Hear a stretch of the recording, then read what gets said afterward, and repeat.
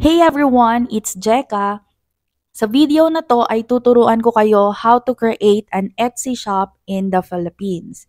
Nag-start ako nung 2022 na mag-open ng Etsy shop, but because of some other priorities during that time, because I am also a virtual assistant, I decided na hindi ko muna itutuloy yung aking shop nung 2022.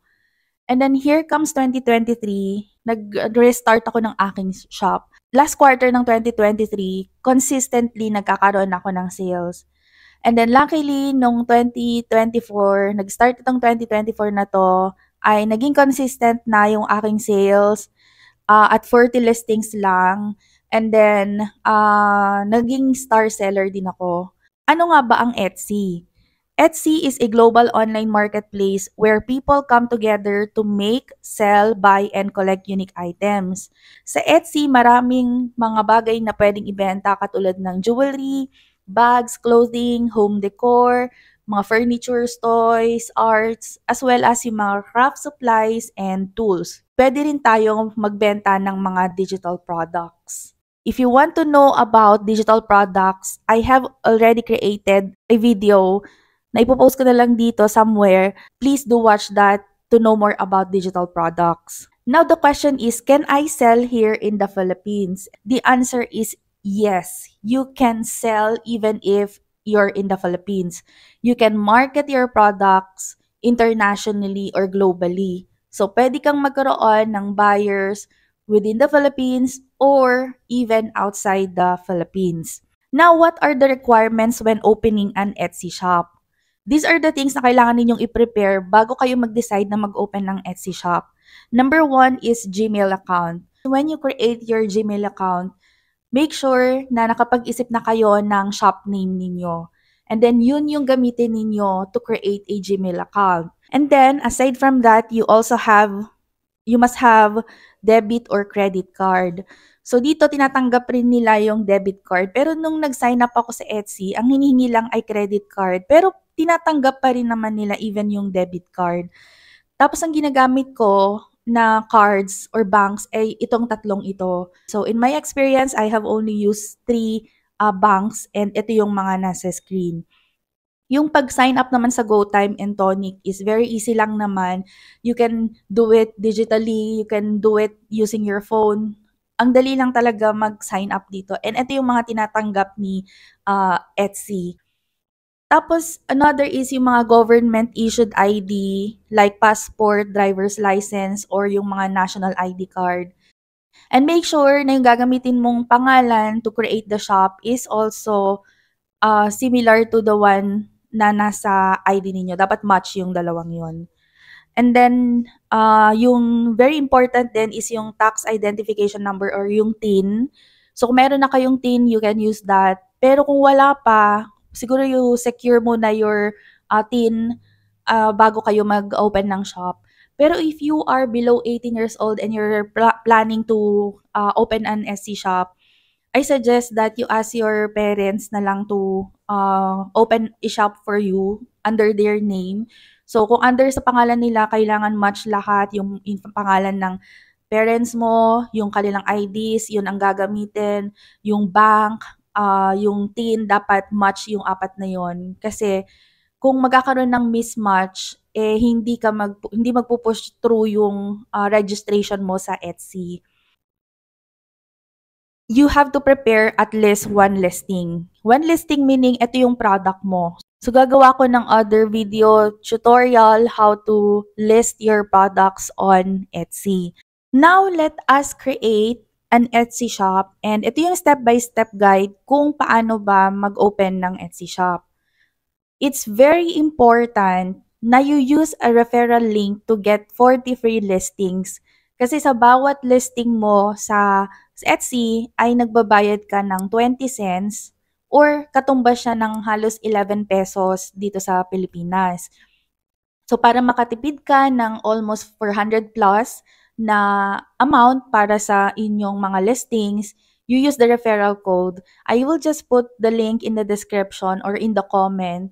Use that code para magkaroon ka ng 40 free listing. So, ang gagawin nyo lang is you're just going to paste yung link sa browser ninyo. And then, ang next na step dito is you are going to open a shop. And then you just have to click open a shop today. And then mag-sign in ka using your email address or pwede rin naman na i-connect mo na sa Google mo. But since we have created a Google account for our Etsy shop, so we're going to use yung Google account na ito. You just have to click let's do this. Mamili kayo sa other option. Or you can skip this question naman. Let's say, selling online, tapos click next. Pwede naman ninyong skip yung mga yon. And then, dito, you're going to start your shop. So, pag nag-sign up kayo using yung link na binigay ko, tuloy-tuloy na to. Hindi na to katulad ng iba na pag nag-register ka, pwede mong balikan na lang after few days. Pero dito tuloy-tuloy na to hanggang sa mag-list ka na ng first listing mo. Kaya it's very important na i-review ninyo yung mga requirements na kailangan bago kayo mag-open ng Etsy shop. And then dito, the shop language, syempre gusto ko na English. And then since I'm in the Philippines, I'm going to use yung country Philippines. And then yung shop currency, Philippine peso. And then you just have to save and continue. Tapos dito na ilagay na ninyo yung shop name ninyo. So, you just have to type your shop name. Tapos dito, okay lang kahit wag nang lagyan ng space. Tapos, nilalakihan ko na lang yung yung mga letters, ganyan. Para kahit hindi siya okay for kaya kahit wala siyang space, okay lang na-identify na, okay, this one is Jeka Papri. So, since wala namang warning na taken na tong name shop na to, so, we can push through with the next step. So, kung makikita nyo, nandito na tayo sa second step. You just have to save and continue. And then, dito na yung process na magkakaroon kayo ng first listing nyo. So, you have to stock your shop. So, hindi kasi pwedeng i-skip tong part na to and then pupunta ka agad dun sa fourth step. Hindi pwede. Kaya, it's very important na meron ka ng prepared na product when you decided to open an Etsy shop. So, yung first dito is you have to post your listing photo. So, dito sa listing photo, ito yung nakikita ng mga buyers kapag nagbe-browse sila sa Etsy. So, ito yung first na photo na nakikita nila dun sa product mo. So, they will decide whether they will purchase your product based on what they see on your listing photos. And I will share you some tips on how to create your listing photos in the next set of videos. Pero sa akin, I have prepared one just for the demonstration. Pero I would always prepare 8 to 10 photos and then I also prepare a video for my listing. So dito, you just have to click add photo and then limbawa ito, lagay lang natin. For the listing size, I'm using 2000 by 1650 pixels. And then, for the listing details, I have already created here some sample para mas madali. Ayan, I will just copy-paste this one. Lagay niyo lang yung title ng product ninyo and make sure na yung title is ito yung madalas na sinesearch ng mga buyers. Pag nag-search sila, makikita agad yung product mo dun sa top page ng Etsy. And yun yung goal ng bawat Etsy sellers na pag tinype ng mga buyers yung mga certain keywords, ay mag-a-appear na sa first few pages ng Etsy. And then about this listing, of course, I did it. And then what is this? It's a finished product. Kasi I'm going to sell invitation, di ba? Kung hindi ko man nasabi dun sa first part, pero dito, ang gagamitin natin na sample is, I'm going to sell birthday party invitation template. So, next is when did you make it?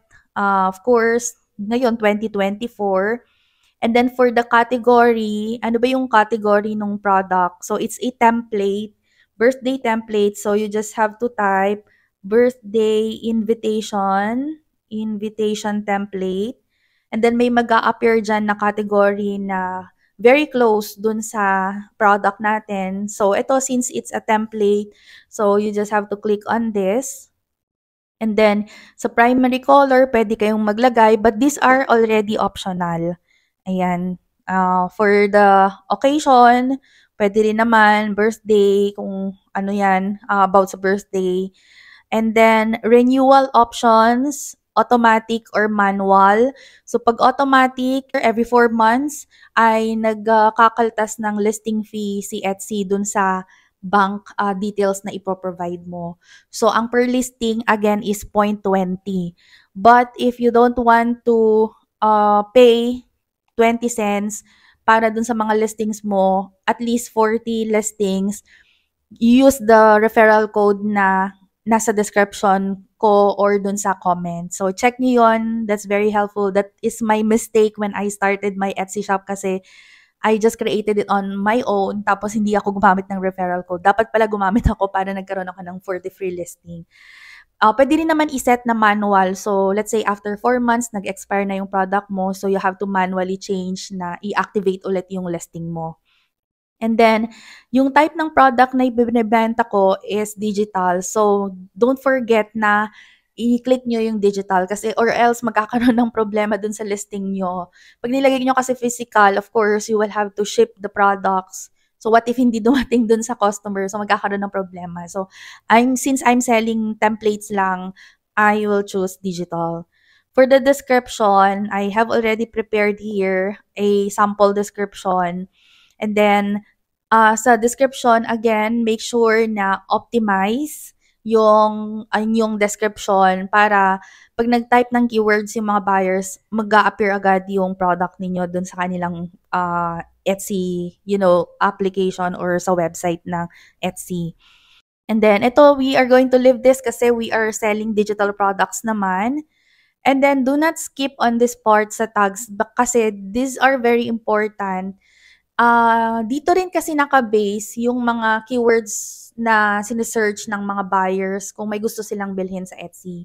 So, there are 13 tags. So, nag-prepare na rin ako dito ng 13 tags. So, ang gagawin nyo is you can view yung tags na ginagamit ng mga competitors, which I will explain in the next set of videos. Panoorin nyo yon paano ba mag-list ng product from the title hanggang sa pag-create ng tags. Lahat yon very important. So, lalagay nyo lang dito yung tags and then click add. Ayan. And then, sa inventory and pricing, lagay nyo na kung magkano yung presyo nyo in Philippine peso. So, example for this product, I'm going to sell it for 250 pesos. The quantity, naglalagay lang ako ng at least 10. Gumagamit pa rin naman ako ng SQ, pero pwede naman kahit skip nyo na yung part na to. For the digital files, this is very important kasi ito yung matatanggap ng buyers when they purchase your product. Since we are selling digital products, specifically yung mga products na ginawa natin sa Canva, so hindi mo naman pwedeng i-send sa kanya yung product na to. Okay? Let's say, halimbawa lang, invitation yan. So, hindi mo naman na pwedeng i-send sa kanya yung invitation na yan kasi kailangan nilang i-edit yung pangalan nila, yung date ng birthday nila. So, what you're going to do is to click on or to share on the Canva template. So, let's say ito yung design. You just have to click share and then template link. And then, mag-generate ka lang ng template link. And then, ito yung link na isi-send mo dun sa buyer. So, what we're going to do is using Canva, gumawa kayo ng parang thank you page, so something or PDF, wherein nakalagay doon yung mga link. So, example, kung ito man yung link, okay, ito yung link natin. So, ang gagawin nyo lang, you just have to create a button here, nakalagay get template link, and then right-click, click nyo lang yung link, and then dyan nyo ilalagay yung link. Okay? So, dyan nyo ilalagay yung link. So, ang gagawin nyo lang, you just have to click share, and then ito-download nyo siya ng PDF. Take note, download it in PDF. Do not download it in PNG kasi hindi magiging clickable yung link or yung button na yon. Click digital files. And then this one, PDF. Make sure na naka-PDF. And then click open. So, ganito yung makikita nila pag na-receive nila yung files. And then, pag clinic nila tong button na to, magre-redirect sila dun sa template link. So, ayan yung importance kung bakit sinasabi ko na PDF kailangan yung format ng isi-send nyo na digital file sa client or dun sa customer nyo. And then after that, pag na-check nyo na lahat at okay na, you can click save and continue. Kung halimbawa may nakalimutan kang gawin, pwede naman na i-edit yon pag once na active na yung ano nyo, yung account nyo. So, ganito na yung makikita nila. So, kung gusto nyong mag-add more listings, pwede naman. Pero dito sa tutorial, since okay lang naman na skip muna natin, we can do this naman later. So, just click do this later na lang. And then, the next part is ito yung how you'll get paid. Mostly sa mga gumagawa ng Etsy shop, dito sila medyo nagkakaroon ng problema kasi nagkakaroon ng problema yung mga banks nila. Pero I'm telling you, based on my experience, I'm using PNB, GoTime, at saka Tonic. So, pwede nyo rin gamitin yung mga yon. So, next is, you have to click, select country, kung saan located yung bank natin. So, since nasa Philippines tayo, so let's just click Philippines. And then, for tax purposes, what type of seller are you? Are you an individual or business? So, individual na ba tayo? So, ayan. And then, country of residence. So, since nasa Pilipinas tayo, lagay niyo lang yan. And then, you just have to type your name here. Ayan. And then, yung TIN number, yung address nyo, lahat yan.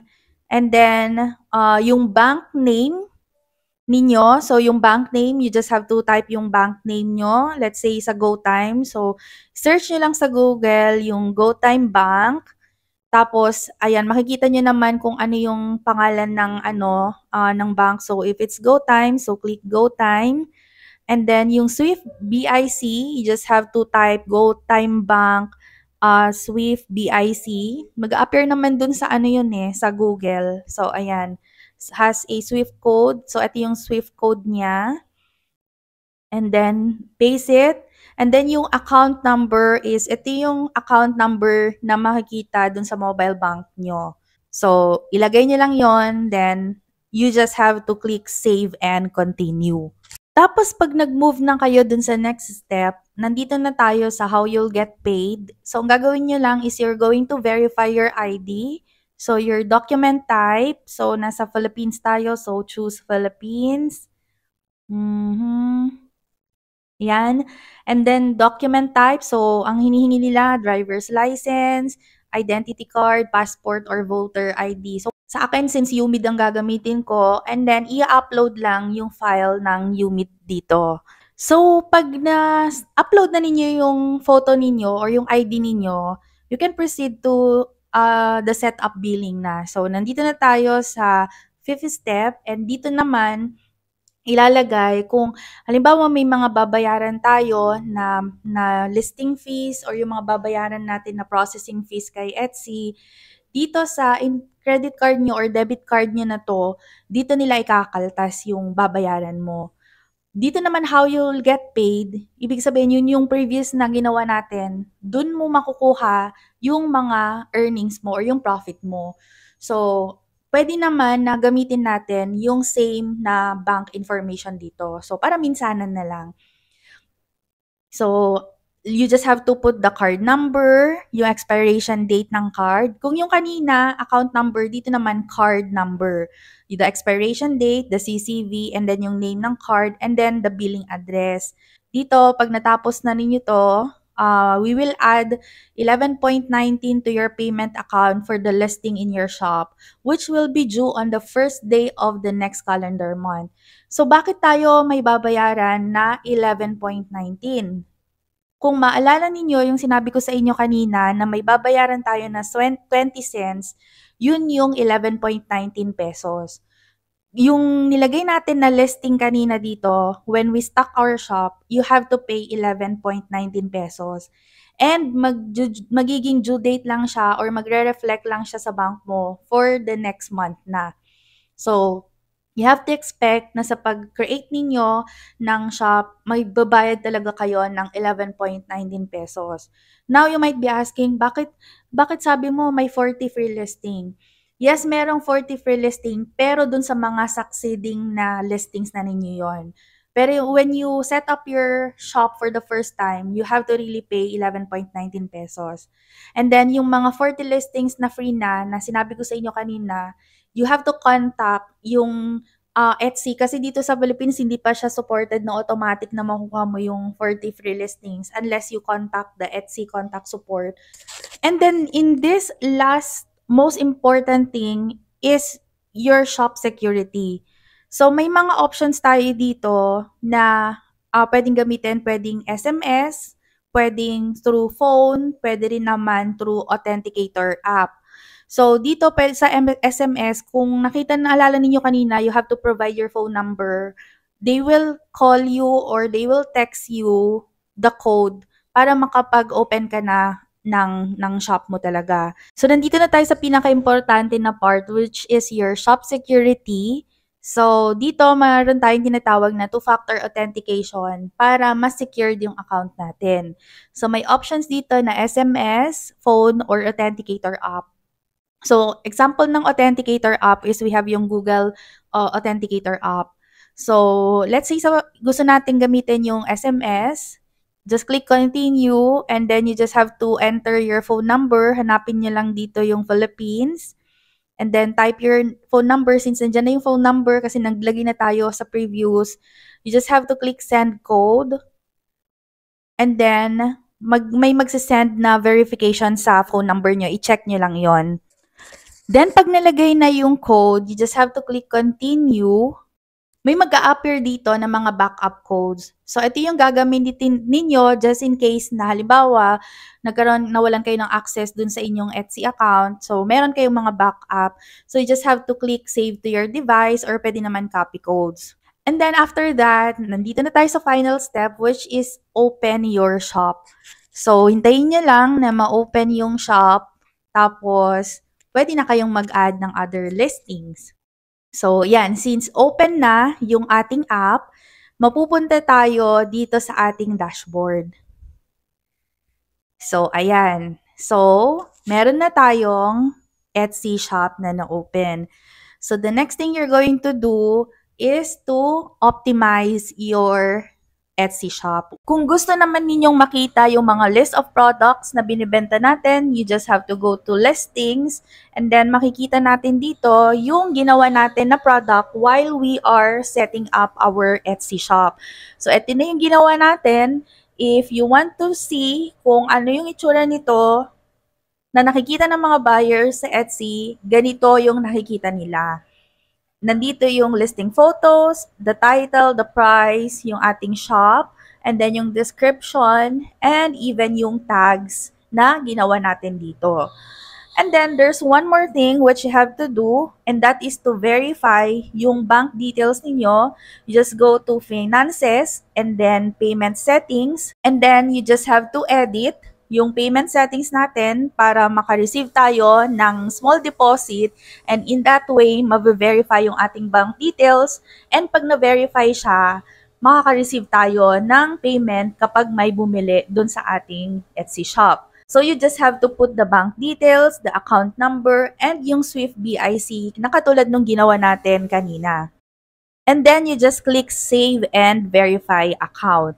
Then after 2 to 3 days, you check your bank account, may isesend ang Etsy na small deposit, and then to verify your bank details sa Etsy, you just have to input yung same exact na amount na sinend sa'yo ng Etsy para ma-verify yung bank details mo. In that way, pag may bumili na ng products mo at kailangan mo nang i-withdraw yung iyong profit, hindi na magkakaproblema dun sa processing ng payment. Sa payment settings ninyo, pwede na kayong mag-edit kung kailan nyo gustong ma-receive yung payment nyo. Let's say once per week, pwede rin naman na every day, every 2 weeks, or once per month. Pero ako, ang pinipili ko lagi is once per month. So, usually every 4th ng month ay nare-receive ninyo yung payment ninyo via doon sa details, how you'll get paid na nilagay natin, bank details na nilagay natin dun sa how you'll get paid. So that's how you create your Etsy shop. So the next thing you will do, optimize your store and then add more listings. So, if you have questions about how to open the Etsy shop or gusto ninyo ng mga clarifications, you can comment in the comment section your questions and I will try to answer all of them. Thank you very much and watch out for the next set of videos.